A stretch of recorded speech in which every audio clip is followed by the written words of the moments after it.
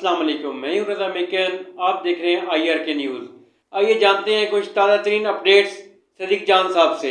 اس حکومت کے اندر نہ انسانیت ہے نہ احساس ہے، اور اس میں ایک چیز جو مصطفیٰ نواز کھوکھر صاحب نے بتائی ہے کل، کہ یہ جو دھماکہ ہوا تھا ادھر جوڈیشل کمپلیکس کے باہر جس میں 12 لوگ شہید ہوئے تھے، اس دن ان کی پوری توجہ اس دن بھی 27ویں آئینی ترمیم پہ تھی، اور اس دن سے لے کے اب تک کوئی حکومتی شخصیت ان غریبوں کے گھروں میں نہیں گئی جن میں جو 12 میں سے 8 بائکیں چلانے والے شہید ہوئے ہیں۔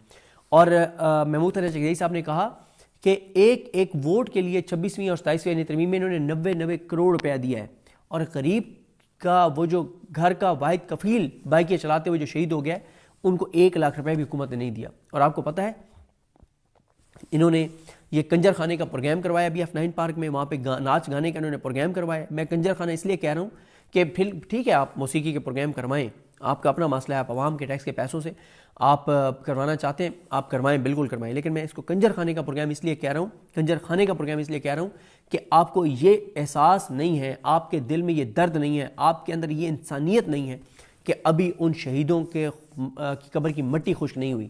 آپ یہ جو کروڑوں روپے آپ نے F9 پارک میں اس ناچ گانے کے پروگرام پہ خرچ کیا، یہ آپ ان غریبوں کو دے دیتے، وہ 8 بائکیا والے جو ڈیلی کا 500 سے 1000 روپے بچاتے تھے اور کماتے تھے، آپ نے ان کے گھروں میں جانے کی آپ کو توفیق نہیں ہوئی، ان کو 1 لاکھ روپے دینے کی توفیق نہیں ہوئی، آپ نے کروڑوں روپے جو ہے وہ F9 میں اس موسیقی کے پروگرام پہ لگا دیا۔ یہ چیزیں عوام میں بہت غم و غصے اور نفرت کا سبب بن رہی ہیں، اور لوگوں کے اندر یہ احساس بہت پختہ ہو رہا ہے کہ ہمیں نکلنا ہوگا، کیونکہ اب یہ حکومت لوگوں کو سمجھ آ گئی ہے کہ جو کچھ یہ کر رہی ہے وہ عمران خان کے خلاف نہیں ہے، وہ پاکستان کے خلاف ہے، لوگوں کے بچوں کے خلاف ہے، لوگوں کے خلاف ہے، آنے والی نسلوں کے خلاف ہے۔ دیکھیں میں آپ کو عرض کروں کہ کچھ اور اپڈیٹس میں آپ کو بتا دوں کہ جو آئینی عدالت ہے اس نے کل سے کام شروع کر دیا ہے۔ محسن اختر کیانی صاحب والا کمرہ جسٹس امین الدین خان کو دیا ہے۔ اس سے بڑی شرمندگی رسوائی کیا ہو سکتی ہے کہ آپ پاکستان کی سب سے بڑی عدالت اب آئینی عدالت ہے، اس کے آپ چیف جسٹس ہیں، اور آپ کو ہائی کورٹ کے دوسرے نمبر کے جج کے کمرے میں جگہ ملی ہے، آپ کو جسٹس ڈوگر نے اپنا کمرہ تک نہیں دیا، آپ کو شریعت کورٹ نے اپنی عمارت نہیں دی، اور اس کے لیے اب جگہ ڈھونڈی جا رہی ہیں، شاید اسلام آباد ہائی کورٹ کو واپس بھیج دیا جائے G10 اور یہاں پہ آئینی عدالت قائم کر دی جائے اسلام آباد ہائی کورٹ کی بلڈنگ میں۔ اس کے بعد ایک بینچ تھا جسٹس امین الدین خان کا، ارشد شاہ اور علی باقر نجفی کا، اور کوئی ایک بڑا حکم آئینی عدالت جاری نہیں کر سکی، اور ہمارے دوست میاں عقیل افضل صاحب نے بتایا کہ پہلے دن جو وکیل پیش ہوئے 2 کیسوں میں، کسی ایک وکیل نے جسٹس امین الدین خان کو آئینی عدالت کا سربراہ بننے پہ مبارکباد نہیں دی۔ اس سے زیادہ شرمندگی اور رسوائی آپ کی کیا ہو سکتی ہے کہ بظاہر آپ پاکستان کا سب سے بڑا عہدہ آپ کو مل گیا ہے، لیکن آپ کو کسی ایک وکیل نے مبارکباد تک نہیں دی۔ کل جج جسٹس ارشد حسین شاہ جو ہے انہوں نے حلف اٹھایا، لیکن ان کے حلف میں میڈیا کو نہیں جانے دیا گیا، اور ان کے حلف میں جو وکیل گئے ان میں سے ایک ایڈوکیٹ افتخار گیلانی جو بزرگ ہو گئے ہیں کافی، لیکن اس سے آپ انداز لگائیں کہ ہماری جو کئی لوگ ہیں وہ کس حد تک کمپرومائزڈ ہیں، اور کس حد تک ذاتی مفادات کی خاطر وہ کس حد تک چلے گئے ہیں۔ کیا اس سے ان کو لوگوں کی محبتیں ملیں گی یا لوگوں کے سینٹیمنٹس وہی ہوں گے جو اس نظام کے بارے میں؟ ایڈوکیٹ افتخار گیلانی صاحب سے مطیع اللہ جان صاحب نے پوچھا اس ترمیم کے بارے میں، انہوں نے کہا پارلیمنٹ نے کیا، پارلیمنٹ بالادست ادارہ ہے۔ ان سے پوچھا انہوں نے کہ کیا یہ جعلی اسمبلی نہیں ہے؟ انہوں نے کہا مجھے کیا پتہ یہ جعلی اسمبلی ہے یا نہیں ہے۔ پھر انہوں نے کہا کہ 2024 کے الیکشن پہ بھی وہ کہتے ہیں مجھے کوئی اعتراض نہیں ہے، اور وہ کہتے ہیں تایات استثناء پارلیمنٹ دے سکتی ہے۔ مطیع اللہ جان صاحب نے کہا کہ یہ بتائیں کہ جسٹس ارشد حسین شاہ جو ہیں ان کے بارے میں بتایا جاتا ہے کہ ان کے طاقتور حلقوں کے ساتھ کوئی رشتہ داری ہے، تعلق ہے؟ انہوں نے کہا مجھے نہیں پتہ، حالانکہ وہ ارشد حسین شاہ صاحب کی دعوت پہ وہ اس تقریب میں آئے تھے۔ پھر ان سے انہوں نے پوچھا مطیع اللہ جان صاحب نے کہ ان کا کوئی ایک ان کی عدالتی کریئر کا کوئی ایک فیصلہ بتا دیں جو آئینی تشریح کے اوپر انہوں نے ارشد حسین شاہ نے کیا ہو، کیونکہ یہ چیف جج رہے جو سپریم ایپلیٹ کورٹ ہے GB کی، اس کے کوئی ایک ان کا آئینی تشریح کا فیصلہ بتا دیں جس کو ڈسکس کیا جاتا ہو یا جو قابل ذکر ہو۔ تو آگے سے کیا کہا افتخار گیلانی صاحب نے؟ انہوں نے یہ نہیں کہا کہ نہیں دیے ہوں گے مجھے پتہ نہیں ہے، انہوں نے کہا اچھا ٹھیک ہے انہوں نے تو کوئی نہیں دیا، باقی نہیں دیا، باقی جو جج ادھر آئینی عدالت میں بیٹھے انہوں نے کون سے دیے ہیں؟ آپ اندازہ لگا لیں۔ اب یہ لوگ امین الدین خان اور یہ سارے جنہوں نے اپنے پورے وکالتی کریئر میں کبھی آئینی کیسز کیے نہیں ہیں، وہ اب آئینی عدالت کے سربراہ بن کے آئین کی تشریح کریں گے۔ اللہ کی شان، اللہ کی قدرت، اللہ تعالیٰ رحم کرے پاکستان کے اوپر۔ اس کے بعد ناصر اقبال صاحب اسد ملک صاحب کے ساتھ ولاگ میں موجود تھے. ناصر اقبال صاحب سپریم کورٹ کے سب سے سینئر جو 2-3 ہمارے اس وقت جرنلسٹ ان میں سے ایک ہیں. یہ ناصر اقبال صاحب, سہیل خان صاحب جو دی نیوز والے ہیں, اور غلام نبی یوسفزئی صاحب, عابد علی حنین صاحب, یہ بڑے پرانے رپورٹرز ہیں, اور بھی بہت سارے ہیں لیکن یہ کچھ نام میں نے آپ کو بتائیں.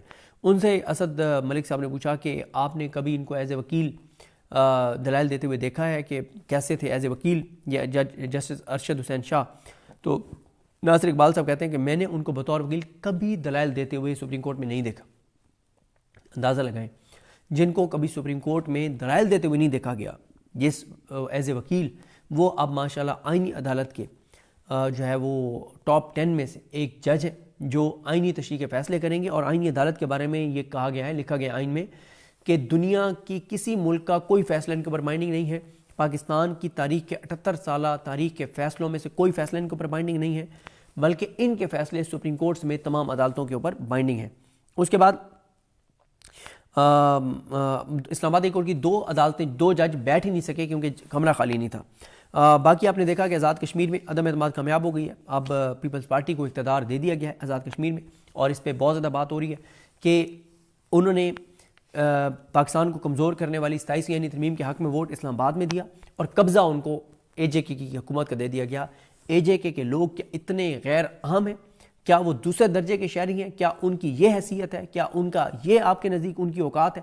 کیا یہ ان کی عزت ہے آپ کے نزدیک کہ آپ وہاں کے لوگوں کو کہہ رہے ہیں کہ کیونکہ پیپلز پارٹی نے یہاں پہ پاکستان کو کمزور کرنے والی 27ویں آئینی ترمیم کے حق میں ووٹ دیا, تو ہم ادھر تم نے ان کو ووٹ نہیں دیا لیکن ہم تمہارے اوپر ان کو مسلط کر رہے ہیں. پھر جب اے جے کے لوگ سوال کرتے ہیں, جو محب وطن ہیں وہ سوال کریں, تو پھر آپ کہتے ہیں کہ یہ غدار ہیں, یہ راک ایجنٹ ہیں. مطلب عجیب و غریب چیزیں پاکستان کے اندر چل رہی ہیں. اس کے بعد جو نون لیگ کے راجہ فاروق کہتے ہیں, ان سے ایک جرنلسٹ نے سوال کیا کہ کیا آپ ووٹ ڈالیں گے, تو انہوں نے ان سے موبائل چھین لیا کہ ہاں ووٹ ڈالیں تو آئے ہوں, اور کس لیے آئے ہوں. ظاہر ہے آپ جب نواز شریف لیٹ گیا ہے تو راجہ فاروق کہتے ہیں صاحب بیچارے کیا کریں. نواز شریف جب لیٹ گیا ہے اور نواز شریف نے لیٹ کے کہا ہے کہ ووٹ دینا ہے تو دینا ہے. اس کے بعد حسنات ملک صاحب نے بتایا کہ جسٹس ضیاء خان نے اپنے چیمبر میں فل کورٹ میٹنگ کی, اور وہاں پہ جو سپریم کورٹ میں ابھی ہوئی تھی آئینی ترمیم ہونے کے اگلے دن, اور بتایا گیا کہ 2-3 ججز نے بہت ان کو بے عزت کیا, بہت آڑے ہاتھوں لیا ہے, اور وہ ان کو بڑا ٹف ٹائم ججز نے دیا ہے کہ جو آپ نے حرکت فرمائی ہے وہ جو آپ نے حکومت کو سپورٹ کر کے جو آئینی ترمیم کروائی ہے. اور عائشہ ملک صاحبہ اور منیب اختر صاحب اس فل کورٹ میٹنگ میں نہیں گئے. اب آ جائیں جناب کچھ اور جلدی اپڈیٹس بہت امپورٹنٹ ہیں. جمال خان مندوخیل صاحب بہت ناراض ہیں کیونکہ انہوں نے اس نظام کو ڈیلیور کیا, لیکن جمال خان مندوخیل صاحب جو ہیں ان کو آئینی عدالت میں نہیں لے جایا گیا. انہوں نے کل ریمارکس دیے ہیں جو بڑے امپورٹنٹ ہیں. یہ جو الزام لگایا جاتا ہے کہ تیرہ میں بہت زیادہ چرس جو ہے وہ کاشت ہو رہی ہے, اور سہیل آفریدی صاحب پہ الزام لگتا ہے اور کے پی پہ الزام لگتا ہے. تو کے پی پہ 3-4 الزامات لگتے ہیں, ان کا آج میں آپ کو بتاؤں گا کیا ان کے اوپر چیزیں, اس کے کاؤنٹر کیا حقائق سامنے آئے.